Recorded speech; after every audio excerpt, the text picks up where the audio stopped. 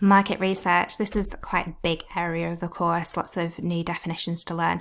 So why do businesses carry out market research? Finding about the needs and wants of their customers and competitors. So to understand their customers' needs and wants better, maybe so they can tailor those 4 Ps to them, to understand their competitors and find out whether their activities in the past have worked. If they haven't worked, they shouldn't keep on doing them because that's wasting money. It's very important that the market research they gather is accurate and up to date, because this whole process, market research, is really expensive and time consuming, and you're going to be making decisions. The business is going to be making decisions based on it. So they want that data to be reliable so that they make good decisions.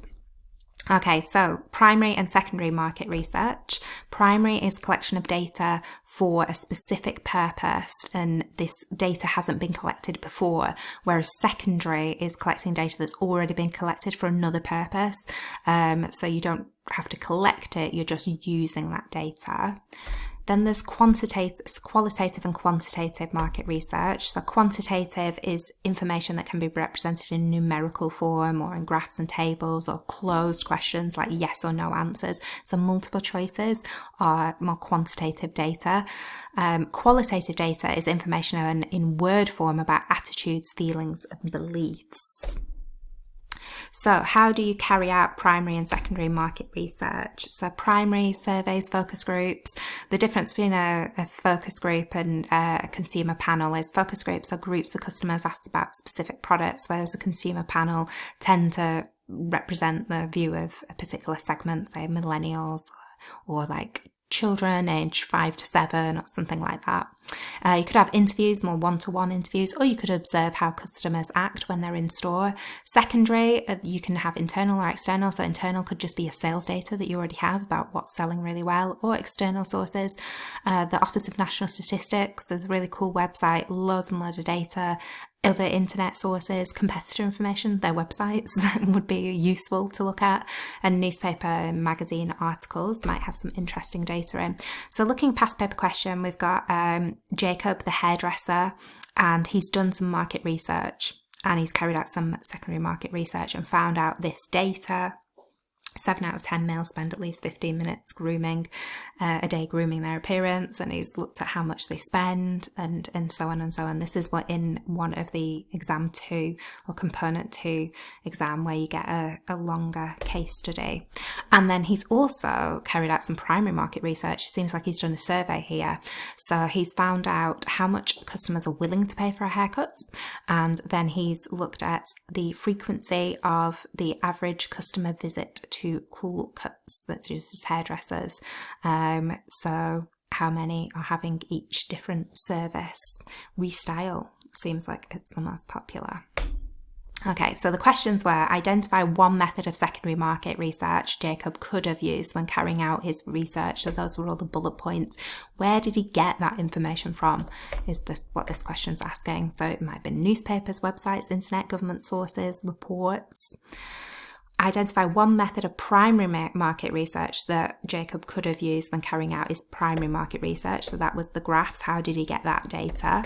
So surveys, questionnaires, focus groups, observation, consumer panels. And then a much harder question here: analyze the market research data shown in figures 2 and 3 and explain its usefulness to Jacob. So this is from the MARK scheme. And it just goes through detailing the data. So it says that the amount customers are willing to pay for a haircut, 40% are willing to pay more than he's currently charging. So he's currently charging £10. There was a longer case study that went with this, so it gave you a lot more information to go on. So maybe he should think about charging more for his business so he could get better profit margins. And then the paragraph goes on to say, however, he might lose some customers, and then there's still quite a high percentage that are happy to pay £10 and and under. And it also says that he's got a lot of competitors. They might go to the competitor as well if he puts his price up. So all the way through the mark scheme, where they've given examples of what the work could look like, they have these different paragraphs where it's saying, well, this is what is interesting about the data. They're picking out the numbers from the data. They're saying, this is interesting. This might mean that he might want to think about doing this. So I said before, look, it looks like restyle is really popular. So to me, that's saying, okay, start offering a little bit more of that, maybe advertise that more. That seems to be the popular thing. Okay, here's another question about Zara, the clothes retailer, and they use qualitative and quantitative market research. So qualitative market research, remember, is the more in-depth research into people's attitudes and motives. And one example of qualitative market research could be a small focus group, in-depth interviews, social network sites, examples, blogs. So it's all going to be it's going to be in word form and feelings and attitudes, what people think. Whereas quantitative is data in the form of numbers and statistics. And here's an example: questionnaires, surveys, or secondary research, such as a census. So questions are often closed. So that's like yes, no answers or multiple choice answers, where the answers are easy to categorize. Right, word of warning, this question comes up a lot. They're always different questions, but it says in it, refer to quantitative and qualitative data, using qualitative and quantitative data, using qualitative and quantitative data. It's the same phrase coming up in lots of different questions about lots of different things. What that means for you is that you need to use the words that are in the case study, and you need to use the numbers that are in case study as well. There'll be some form of financial information. They're not asking you to talk about what qualitative and quantitative market research is, or talk about the benefits or problems of carrying that out. What they're asking you to do is actually use the words and the numbers. So I don't know why they don't just say using all the available information, advise, blah, blah, blah, blah, but that's what they do. Okay, so the essay question, when you're looking specifically at market research, will be usually on benefits and problems of primary and secondary.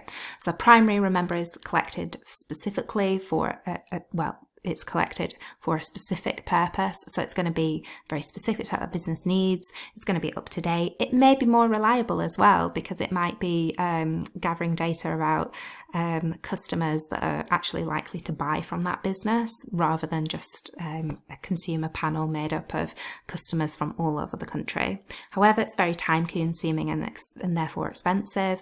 And usually, if it's a business, an entrepreneur that's just set up, they're going to have quite a small sample size as well, and that might make it a little bit unrepresentative. Secondary, gathered quickly because it's already been done. You can get a really wide range of data. Some sources as well. Secondary doesn't just mean unreliable. If you're getting the data from the ONS, the Office of National Statistics, it's really reliable as well. So government sources are great for that, or census data. Might be too general, might just apply nationally and not for a specific area, maybe out of date. Some sources as well, got to be really careful with those internet sources. They might not be reliable. So here's a nice past paper question. Steve Andrews is a keen gardener. He's recently retired from his job and he wants to start his own gardening business. And the question is, explain the advantages and disadvantages of carrying out primary and secondary. So lots of stuff there to go on, and advise him on whether he should use primary or secondary market research. Now, I just want to draw your attention to the mark scheme. So here, because the way to get lots of marks is to be very specific about the type of data Steve could access.